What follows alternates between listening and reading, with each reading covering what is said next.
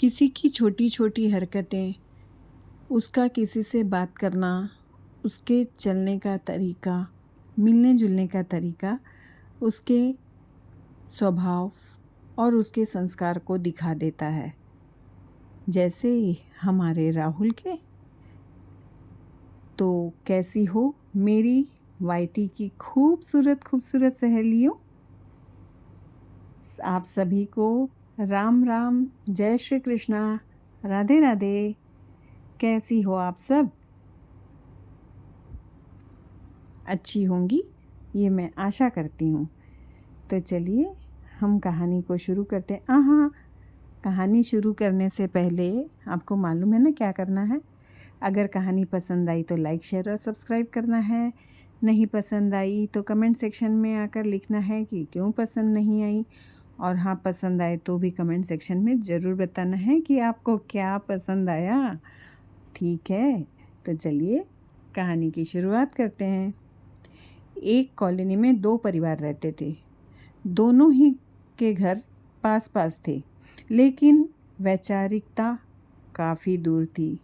दोनों के संस्कार, दोनों के स्वभाव और व्यवहार बहुत अलग थे। दोनों घर के बच्चे, अखिल और राहुल, एक ही स्कूल में पढ़ते थे। साथ में आते जाते और खेलते थे। अखिल के घर में उसके माता पिता अक्सर अपने अपने काम में व्यस्त रहते थे और अखिल अक्सर ही टीवी देखता रहता या खेलता रहता था।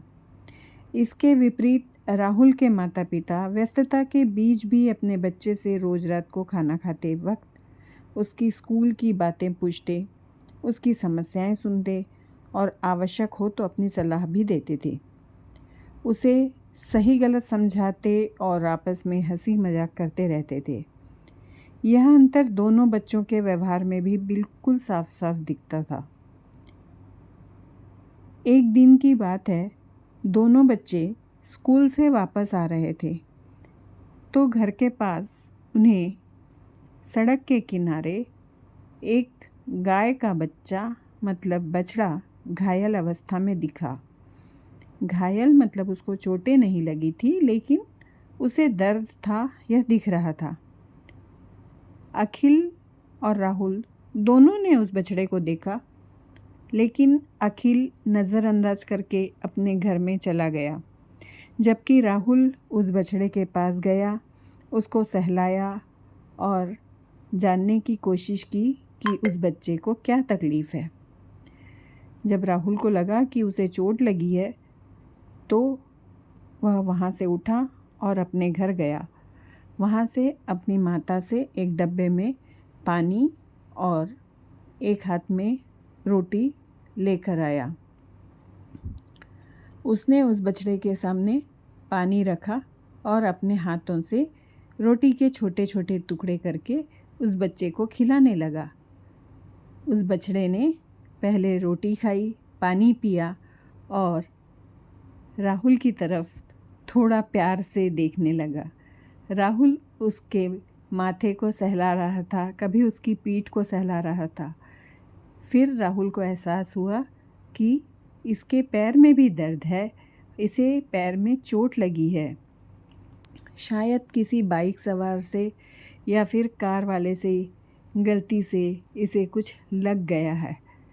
राहुल फिर घर की तरफ दौड़ते हुए गया और अपनी माँ से फिर से दर्द निवारक स्प्रे मांग कर लाया। देखिए, बच्चे जो देखते हैं वही करते हैं। शायद राहुल के माता पिता को राहुल ने हमेशा किसी की सहायता करते देखा होगा, तभी उसे याद आया कि अगर बछड़े के पैर में दर्द है तो उसे दवा लगानी चाहिए। राहुल उस बछड़े के पास गया और उसके पैर पर वह स्प्रे कर दिया और फिर उसे सहलाते हुए उसी के पास थोड़ी देर बैठा रहा। शायद उस स्प्रे का असर था, उसका दर्द शायद कम हो गया। वो बछड़ा, गाय का बच्चा, उठकर खड़ा हो गया और फिर राहुल की तरफ देखने लगा। थोड़ी देर बाद वह बच्चा चलता हुआ अपनी माँ को ढूंढता हुआ चला गया। राहुल के ये सारे काम सड़क के किनारे बैठे हुए एक दादाजी देख रहे थे। उन्होंने राहुल को पास बुलाया और कहा कि बेटा, आप तो बड़े समझदार हो, आपने तो बहुत अच्छा काम किया। राहुल बहुत खुश हुआ। दादाजी ने उसे अपनी जेब से 5 रुपए निकाल के देने चाहे आशीर्वाद के तौर पे, लेकिन राहुल ने मना कर दिया। कहा, मेरी माँ गुस्सा करेंगी।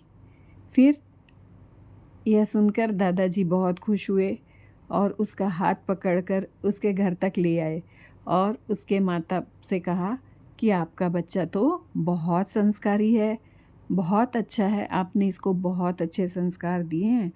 इसने एक छोटे से गाय के बच्चे की मदद की है। वो चल नहीं पा रहा था और अभी देखो वो चलता चलता शायद अपनी माँ के पास पहुँच गया। ये सुनकर उसकी माँ को बहुत खुशी हुई। उसके पिताजी भी अंदर थे, वो भी बाहर आए। दादाजी से बात करते हुए उन्होंने सारी घटना की जानकारी ली और खुश होकर राहुल के सिर पर हाथ फेरते हुए उसे आशीर्वाद देने लगे। ये सब होने के बाद राहुल बहुत खुश था। उसने हाथ पैर धोया, खाना खाया और फिर शाम को खेलने बाहर चला गया। इस बीच उस दादाजी ने पूरी कॉलोनी के लोगों में यह बात जैसे फैला दी थी कि राहुल ने आज क्या अच्छा काम किया है। जो भी राहुल को देख रहा था वो सब उसकी तारीफ़ कर रहे थे और राहुल बहुत खुश हो रहा था कि आज उसे इतने लोगों का प्यार मिल रहा था। वो कह रहा था कि मैं अपने माता पिता का देखकर ही सीखा हूँ। मेरी माता हमेशा कहती है कि चाहे इंसान हो चाहे जानवर हो, किसी को भी नुकसान नहीं पहुँचाना चाहिए और अगर कोई दर्द में है, कोई तकलीफ़ में है तो उसकी सहायता करनी चाहिए। उसकी ये प्यारी प्यारी बातें सुनकर सब खुश हो रहे थे और सब उसे आशीर्वाद दे रहे थे। दादाजी की बातें सुनकर भी सब खुश हो रहे थे। कुछ पलों के लिए दादाजी ने अखिल की नकारात्मक बातें भी कहना चाहा, लेकिन राहुल ने बात टालते हुए कह दिया कि उसका ध्यान नहीं था दादाजी, नहीं तो वो भी मेरे साथ होता। ये सुनकर दादाजी ने और उसकी तारीफ़ की और कहा, देखो ये होते हैं संस्कार, बच्चा दूसरे की गलती भी ढांप रहा है। ये सुनकर फिर से राहुल के माता पिता गौरवान्वित महसूस करने लगे और उन्होंने अपने बच्चे को बहुत प्यार आशीर्वाद दिया। और क्यों ना प्यार करें, राहुल ने काम ही ऐसा किया था, है ना? तो हमेशा अच्छा कार्य कीजिए, दूसरों के सुख दुख में भागीदार बनिए और एक अच्छे नागरिक होने के कर्तव्य का पालन कीजिए। तो मेरी प्यारी सखियों, कैसी लगी आपको ये कहानी? ज़रूर बताइएगा। लाइक शेयर सब्सक्राइब भी ज़रूर कीजिएगा और कमेंट सेक्शन में अपने विचारों को ज़रूर रखिएगा। तो चलते हैं, फिर मिलेंगे ऐसी ही किसी एक प्रेरणात्मक स्टोरी के साथ। तब तक के लिए bye bye, take care, Radhe Radhe, जय श्री कृष्णा, जय श्री राम और वंदे मातरम, जय हिंद।